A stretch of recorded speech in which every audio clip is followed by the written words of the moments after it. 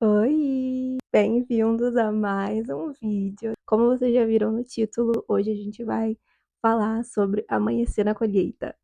Finalmente eu tava tão animada pra ler esse livro, vocês não têm noção. E já foi loucura com doideira, porque eu ia fazer umas quartas-feiras usamos o cérebro sobre ele, gravei o vídeo, o áudio pifou no meio do vídeo, o vídeo tinha ficado lindo, mas acabou que não rolou. E cá estamos, na última semana de maio, falando sobre ele. Finalmente! Mesmo eu tendo lido ele, acho que na terceira semana. Mas as coisas que levam tempo pra ficar boas.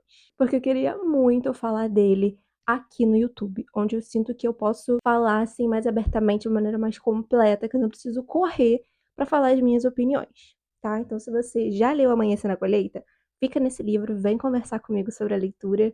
E se você não leu, fica aqui também, porque eu tenho certeza que você vai sair daqui com vontade de ler. Então já se inscreve no canal, já ativa o sininho, curte e deixa um comentário, tá? Logo agora no início. Fala, ai, cheguei aqui, já vou ver, já quero saber. E no final deixa outro também, que é assim que a gente funciona. Vamos lá. Amanhecer na Colheita. Se você já viu Jogos Vorazes, já assistiu o filme, já leu os livros, você sabe que essa história aqui é sobre o Haymitch e sobre os jogos dele. Ele participou do segundo Massacre Quaternário.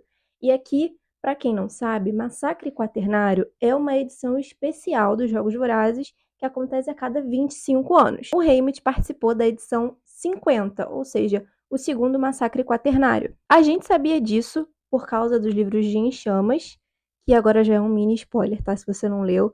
No Em Chamas, a Katniss e o Pita participam da 75ª edição dos Jogos Vorazes, ou seja, a edição 75, que é o terceiro massacre quaternário. E aí, o Haymitch, tendo tido experiência em um massacre quaternário, e sendo o único outro vitorioso do Distrito 12, é o mentor deles dois. E durante a preparação deles para os jogos do massacre quaternário, eles assistem justamente a uma fita que tem a gravação dos jogos do Haymitch.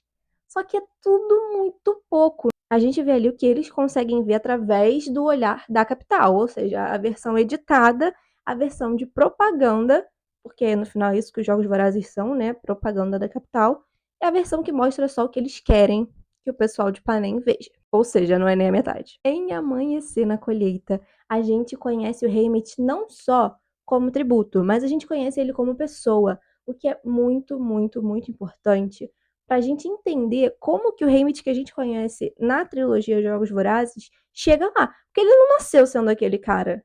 De verdade, ele não nasceu, acredita em mim. E se você chegou aqui e você leu o título, então você sabe que esse aqui é o único livro que me fez chorar na vida. Porque ele é muito triste. Gente, a história do Haymitch é uma das mais pesadas. A gente sabe que Jogos Vorazes traz temas difíceis, traz temas pesados, mas o Haymitch, ele é a Juliette de Panem. Assim, tentando deixar a situação mais leve, mas ele realmente passou por muita coisa, muita coisa e muita coisa difícil. Eu tô tentando manter sem spoilers, mas eu acho que isso aqui não é muito bem um spoiler, né? A gente começa o livro descobrindo que é aniversário do Haymitch. Sim, ele nasceu no dia da colheita. Imagina, todo ano, o seu aniversário, desde os 12 anos, ter que passar pelo desespero de ser ou não escolhido para os Jogos Vorazes. E aqui eu acho que não é spoiler não, porque literalmente a primeira frase do livro é Feliz Aniversário, Haymitch, então tá tudo bem. A gente começa aqui acompanhando o dia do Haymitch, né? Ele é acordado pelo irmãozinho mais novo dele, o Sid, e a gente vê ele na costura, que é o mesmo lugar de onde a Katniss vem, se vocês se lembram. Eles moram nesse lugar, assim, é o lugar mais pobre do Distrito 12. O Distrito 12 já não é muito rico, e a costura é o lugar onde moram as pessoas mais pobres. Ele acorda, começa a fazer as coisas dele, e a gente vê, assim, os detalhezinhos da vida dele. Tipo, um detalhe muito bobo, mas que é muito interessante de ver, do tipo, ele interagindo com o irmão dele, ele interagindo com a mãe dele, ele se colocando ali no papel dele, dentro da família deles, porque o pai do Haymitch também faleceu, igual a Katniss. Inclusive, esse é um ponto muito importante do livro, que eu senti muito. E em muitos momentos, você tem muitas confirmações desse único fato, de que o Haymitch e a Katniss são, assim, completamente paralelos. Muita coisa que tem na Katniss tem no Haymitch também. Eles têm experiências de vida parecidas, eles têm personalidades parecidas, eles agem de maneiras parecidas em algumas vezes, mas eles também têm grandes diferenças. Mas o fato deles serem quase gêmeos espirituais me deixou assim. Não que eu já não soubesse, né? A gente já sabia disso pelos outros livros, mas aqui ficou muito claro. Muito, muito claro. E a gente conhece também a namoradinha do Haymitch, o amor da vida dele, a Lenore Dove, que, se você sabe alguma coisa sobre Jogos Vorazes, um nome composto só significa uma coisa. Ela é do bando. Sim, ela é possivelmente parente da Lucy Gray. Eu tenho minhas teorias, minhas fortes teorias. Não sei se eu vou compartilhar aqui. Eu teria que deixar um alerta de spoiler, né? Não sei. Eu acho que ela é filha da Lucy Gray. Ninguém pode me dizer o contrário. Mas me digam aí nos comentários se vocês concordam ou se vocês não concordam. O Haymitch é completamente apaixonado pela Lenore Dove. Ela é prima do melhor amigo do Haymitch, que é uma pessoa muito especial. Leiam pra descobrir quem é o melhor amigo do Haymitch, tá? Que eu não posso falar aqui porque esse sim seria um spoiler bem grande. Não sei se é um spoiler, isso não é um fato que move a história de nenhuma maneira. Mas é um easter egg muito importante. Muito importante, uma conexão muito importante. Então eu não vou falar aqui. Vocês vão ter que ler. E aí eu quero ir falando com vocês, vendo meu livro, porque olha só, eu faço trocentas milhões de anotações nos meus livros quando eu leio, e esse aqui tá recheado.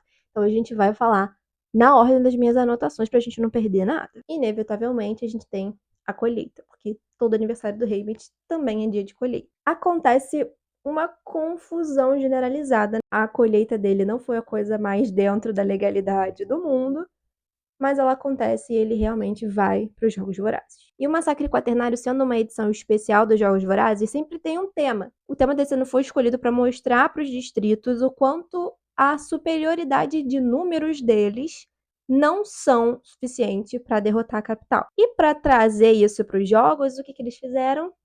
Levaram o dobro de tributos para a arena. Um deles foi o Haymitch, o outro é o Wyatt Kellow, a Maisie Lee Donner, muito famosa. E se você estava no YouTube em 2015, 2013, 2014, você sabe muito bem qual é aquele curta-metragem. E a Luella McCoy. No primeiro capítulo já tem muitas revelações ali. A parte que me deixou mais triste do primeiro capítulo foi o Haymitch tendo um pensamento, assim. Ele tem um irmãozinho de 10 anos, o Sid, e tem um momento que ele tá pensando na colheita e tal, e imaginando ele tendo que explicar pro irmãozinho dele como que ele tem que se portar na colheita, o que é a colheita, por que que isso acontece, tipo, tendo que ensinar pra ele como agir ali naquela situação, sabe? É muito triste. Mas não para por aí, já vou avisando. É só. Daí pra frente é só pra trás. E nesse livro a gente também tem o retorno de vários personagens já conhecidos, como Plutarch Heavensbee, que nesse livro aqui é tipo da equipe de publicidade do Distrito 12. Ele tá ali pra filmar tudo com a equipe dele e levar a melhor face do Distrito 12 pra capital, pra poder promover os jogos. Pra mim, uma das cenas mais tristes do livro, eu acho que só não é mais triste do que uma cena que tem lá no final, mas não posso contar isso pra vocês, de novo. Vão ter que ler pra saber. É quando o Haymitch se despede da família dele, da mãe e do irmãozinho dele, antes de ir pra capital. Como teve uma confusão ali na colheita do Haymitch, não deu pra ter esse momento muito organizado. Mas quando ele vai se despedir do irmão e da mãe, é a coisa mais triste do mundo. Foi o momento que eu chorei. Eu nunca, nunca, nunca na minha vida chorei lendo um livro. Essa foi a primeira vez. Eu não sou uma pessoa super emotiva, mas hoje em dia eu me entrego às minhas emoções. Eu me permito dar uma choradinha, sabe? De vez em quando. Eu acredito na choradinha de alívio. E lendo essa parte foi literalmente impossível não chorar. Foi muito triste, gente. A separação dele, da mãe, do irmão. O irmão chamando por ele. Quando eles saem carregando o Haymitch e ele não leva meu irmão, sabe? Ai, gente, é muito, muito, muito triste. Mas, infelizmente, não tem o que fazer, ele vai pros jogos. Já no trem acontecem coisas, olha, inimagináveis. A capital é loucura. A Maisie é uma... Olha, ela é braba. A Maisie é braba. Ela bate na cara da mulher da capital, ela faz, ela acontece, ela leva uma chicotada de volta dela também, mas a Maisie, ela é... O que pro Haymitch é muito uma surpresa, porque ela é filha dos donos da loja de doces lá do Distrito 12. Ela é tipo rica. Ela é rica nos padrões do Distrito 12. Então, ele sempre achou ela muito metida, muito arrogante. Ela era meio que a Regina George do Distrito 12. Só que a capital não é páreo pra ela, não. Uma das coisas que eu notei é, assim, a genialidade da Suzanne Collins. Ela não precisava provar pra gente que ela é genial em mais um livro, mas, de novo, ela foi lá e fez. E, assim, o jeito como ela trouxe nesse livro a crueldade de verdade da capital, sabe? E eu meio que concordo com a teoria do TikTok, que ela com certeza assistiu os edits do Presidente Snow do Presidente Snow jovem e falou: Ah, é? Então vocês querem ver quem ele é de verdade?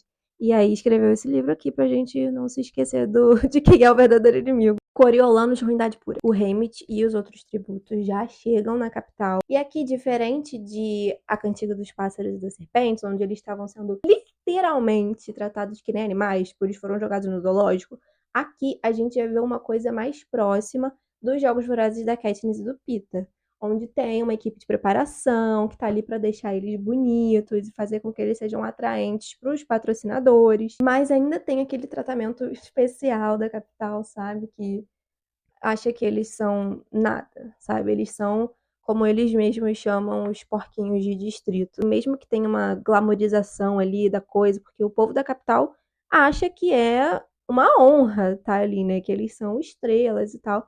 Mas eles continuam sendo tratados como se fossem nada. E aí a gente chega no momento do desfile dos tributos, né? Quando eles entram com as carruagens. E ali já acontece uma coisa terrível, terrível, terrível, terrível. E o Haymitch tem uma atitude que, assim, eu falo, caraca, ele e a Katniss só não são mais parecidos porque a Katniss não é filha dele. Que se fosse, gente, não ia ter como. Iam ser gêmeos. Eu até falei pra vocês o que eu notei. Eu botei, o Haymitch e a Katniss o mesmo cérebro. Não é possível. Eles dividem um cérebro. Ele já tava no lado ruim do Snow desde a colheita, né? Mas depois disso, meu amor, se ele tinha alguma chance de agradar o Snow, morreu ali. A gente também encontra Wyrus, Beat, a Mags. A gente encontra também a F, que aparece um pouco mais adiante no livro. Então é muito interessante a gente ver esses personagens que a gente já conhece de outras situações, aqui mais jovens, diferentes, mas a gente consegue ver que eles sempre foram eles. Tudo. Tudo. Eu tô com dificuldade de não dar spoiler aqui, tá, galera? Porque, por mim, eu falava tudo. Mas eu respeito quem não gosta de spoiler, mesmo eu não entendendo, tá? Porque eu sou uma pessoa muito controversa que gosta de spoiler. Você gosta de spoiler? Me conta aí nos comentários. E aí a gente descobre que os mentores do Distrito 12, na verdade, vão ser a Iris e a Mags. Porque o Distrito 12 não tem mais uma vencedora, né? Porque a Lucy Gray, o Snow fez o favor de apagar da história, então não tem como ela mentorar os tributos do Distrito 12. E a Iris acabou de sair dos Jogos Vorazes, então, coitada, ela foi da edição 49, ela ganhou a edição 49, que foi a Arena dos Espelhos. Eu sou doida pra ver, tipo, eu não sei se eles vão fazer um promocional, alguma coisa, mas eu sou doida que eles façam alguma coisa, só pra gente ter uma ideia de como era essa arena. A melhor fala, a melhor cena pra mim, a minha cena preferida, é uma cena muito pequena e uma cena muito insignificante, mas que eu amei. Depois de ter uma junção ali não muito boa com os outros tributos, eles têm que voltar lá pro centro de treinamento, né? E encarar os tributos de novo pela primeira vez. A Maisie lhe solta a seguinte pérola: Nós somos do Distrito 12, o pior buraco de Panem. Nós somos selvagens como os cavalos das nossas carruagens. Eu bati na nossa acompanhante e Haymitch deu uma dura no presidente Snow. Ninguém peita a gente. Wyatt. Nós somos imprevisíveis. Haymitch. Um bando de descontrolados. E o comentário dele é: Os pacificadores abrem as portas e nós entramos, exalando toda a energia de maluco que conseguimos reunir. Isso daqui, arte. Puro cinema na arte de traduzir. Eu amei. Eu acho que isso com certeza ficou melhor em português do que em inglês. Só isso. Depois disso, eles entram no centro de treinamento, né? Porque esse foi eles, tipo assim, hypando pra ir lá e entregar alguma coisa, né? Porque todo mundo já desacreditava do Distrito 12 antes de começar. É assim que funciona. Eles treinam, eles têm as avaliações e chega um momento lá que o presidente Snow cata o Haymitch pra uma conversinha amigável e acontece uma coisa ali bem desagradável, né? E eu só fico pensando, pra vocês que leram o livro, sabem do que eu tô falando, né? O presidente Snow chama ele lá na casinha do Plutarque, mostra pra ele uma criação, um projetinho dele. Fala, vai lá, cuida do meu projetinho pra mim. Imagina quando o Pita voltou da capital, depois que ele foi sequestrado. Eu tenho certeza que o Hammett deve ter ficado ali lembrando dessa situação que aconteceu aqui. Porque é uma coisa meio parecida, se vocês param pra pensar. Talvez eles ainda não tivessem a tecnologia que eles usaram no Pita. Mas, e um tema muito recorrente desse livro, que eu acho muito importante a gente pontuar, é que ele mostra, desde a Cantiga dos Pássaros e da Serpente, na verdade, mas aqui só continua confirmando que a rebelião, ela não começou com a Katniss. Ela não começou por causa da Katniss. A rebelião sempre existiu. Desde que começou a existir Capital, desde que começou a existir Jogos Vorazes, existia resistência contra isso. As pessoas não aceitavam. Sempre tinha gente querendo sabotar. Sempre tinha gente querendo acabar com o domínio da capital. E a Katniss não foi uma adolescente milagrosa que desafiou um regime totalitário sozinha e com a coragem dela, e por isso a rebelião aconteceu. Não, ela foi uma peça muito, muito, muito importante do jogo, mas de um jogo que estava sendo jogado muitos anos antes dela. Isso é uma construção muito bem feita. Uma coisa muito interessante é que a gente vê nascer esse Hammett que a gente conhece lá nos Jogos Vorazes, porque na entrevista dele, né, aquela parte onde eles têm que essencialmente se vender para a capital para conseguir patrocinadores lá com o Caesar Flickerman, ele cria esse personagem do malandro, do garoto que é tipo um bad boy, que tira vantagem das coisas. Ele trabalha no Distrito 12 produzindo bebida com uma senhorinha lá que faz bebida. E aí ele decide que isso vai ser um traço de personalidade dele, que ele é aquele cara que não liga, que só tá se importando com ele, que quer entrar nos Jogos Vorazes pra ganhar mesmo, e que esse é o único plano dele, que ele só pensa em si. Acaba virando a máscara que ele usa até, sabe, os jogos da Katniss e depois também. Começa o segundo massacre quaternário. Não tem um lugar seguro naquela arena, e isso sem contar os bestantes. E aqui eu tenho uma teoria que ninguém vai conseguir me convencer de que não é real, porque eu tenho certeza absoluta, não foi ninguém que me contou, mas eu sei. A Suzanne Collins com certeza assistiu aquele curta do Massacre Quaternário. Eu tenho certeza. Aquele curta que eu mencionei no início do livro, se você sabe, você sabe.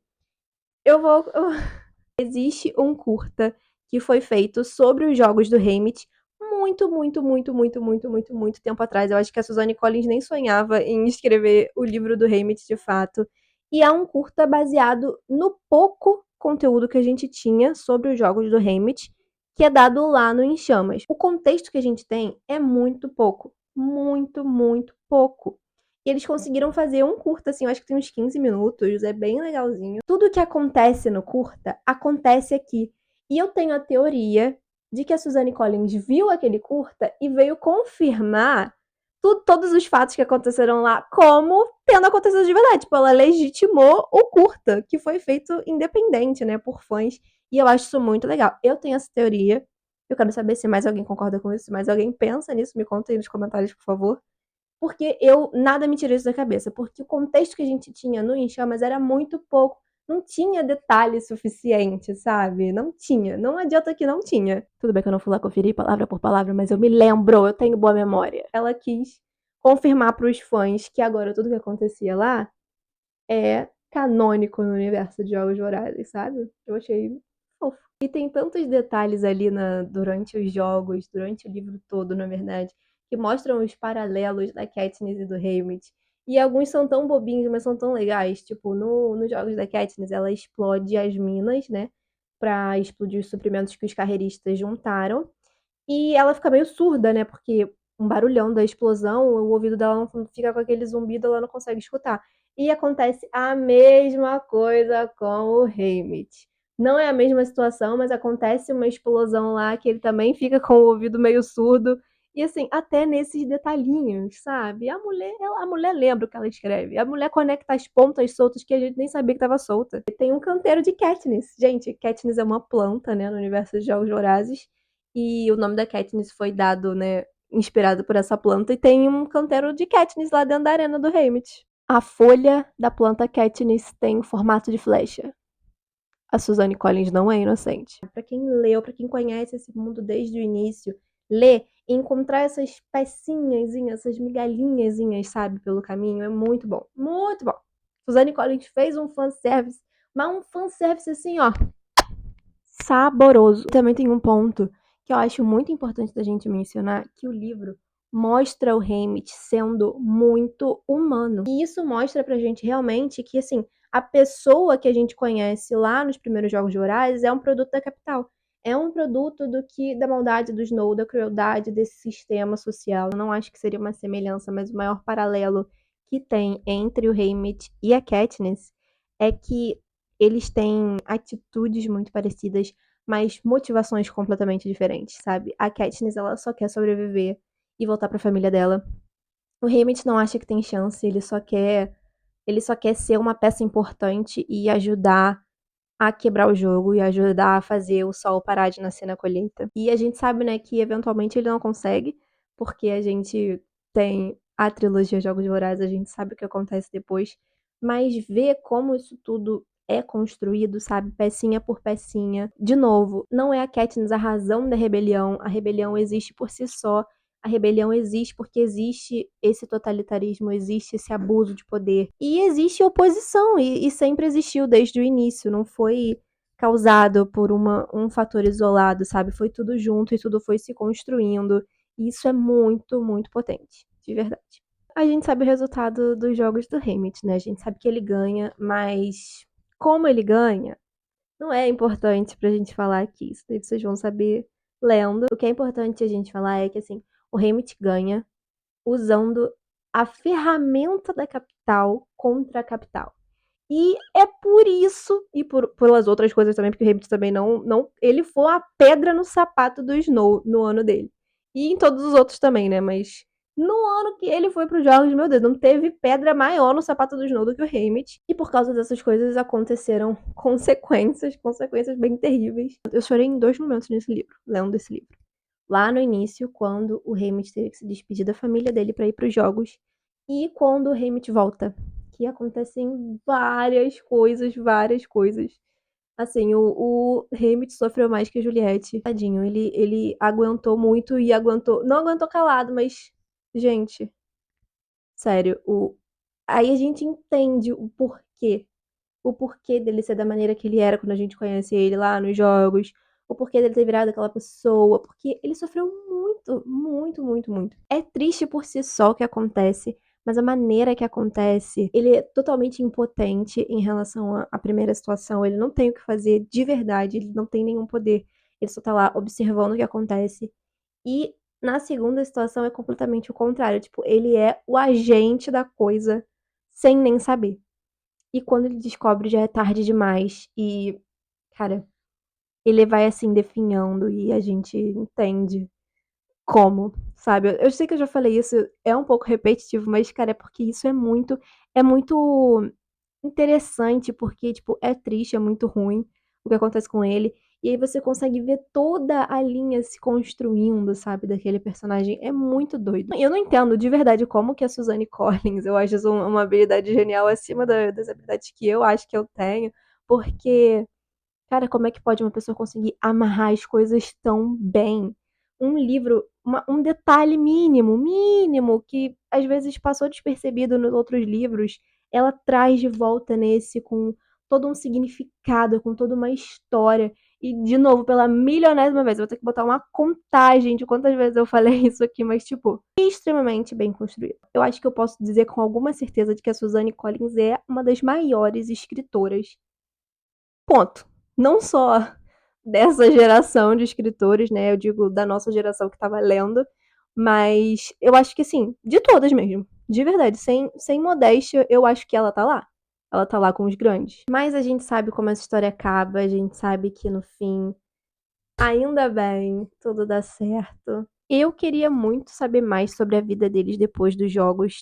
Eu não sei se vai ter um terceiro livro, né? Meio que dessa trilogia secundária, né? Porque até então os livros que a gente tem são prequels, que são o que aconteceu antes, né? Antes da história oficial. Mas eu gostaria muito que a Suzane contasse. Eu não sei se ela faria um livro sobre isso também, mas eu tenho essa curiosidade de saber como que foi depois, né? Aqui a gente tem um pouquinho, um titiquinho assim de vislumbre da vida deles depois, né, dos jogos, porque tem um epílogo e o epílogo é muito bom. tem também resgate de informações lá de trás que a gente entende por quê. E é bonito ver a relação dele com a Katniss e com o Pita. Eles viram, sabe, uma família mesmo depois disso. Depois de tudo, né? Depois de tudo ter acabado e eles poderem viver a vida livres. Eu amei muito esse livro. Eu acho que não é surpresa nenhuma que eu dei 5 estrelas pra ele, né, meus amores? 5 estrelas. Um coração de favorito, com certeza, porque não tem como, cara. Todos os livros da Suzanne Collins são maravilhosos, pelo menos os de Jogos Vorazes. Eu sei que ela tem outros, mas que são mais infanto-juvenis, assim. Eu nunca cheguei a ler. Mas Jogos Vorazes, a série Jogos Vorazes, os spin-offs são todos perfeitos, não tem defeito nenhum. Eu desafio alguém a vir apontar um defeito, porque de verdade, impossível. Ela é muito boa. A história que ela criou é muito boa, o universo que ela construiu é muito bom. Tem motivo, tem porquê, traz uma mensagem, mostra uma coisa pro mundo, sabe? E são questões muito importantes, questões que não são só fictícias, que são da vida real, são coisas que a gente precisa prestar atenção. As coisas são muito doidinhas e distópicas até elas começarem a acontecer. E aí a gente vê a coisa pegar fogo. É isso, que a sorte esteja sempre a seu favor, Cauã. Brincadeira. Mas finalizamos a análise de Amanhecer na Colheita por aqui. Foi uma leitura maravilhosa. Eu amei cada segundo desse livro. Eu li ele assim, lendo de pouquinho em pouquinho para não acabar tão rápido, porque eu tava aproveitando muito essa leitura, tava gostando. Eu mergulho muito na nostalgia, mais vezes do que talvez eu deveria. Não sei. Impossível dar outra nota.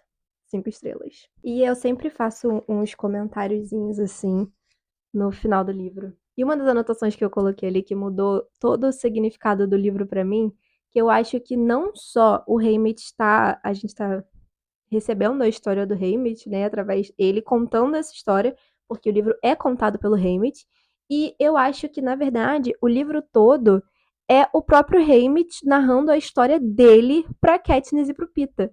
Porque no epílogo tem uma parte que ele fala ali que ele finalmente conseguiu falar da vida dele. E eu acho que é exatamente isso que é o livro, sabe? É o Haymitch desabafando com a Katniss e com o Pita e finalmente se libertando de todo o peso que ele carregou durante todo esse tempo.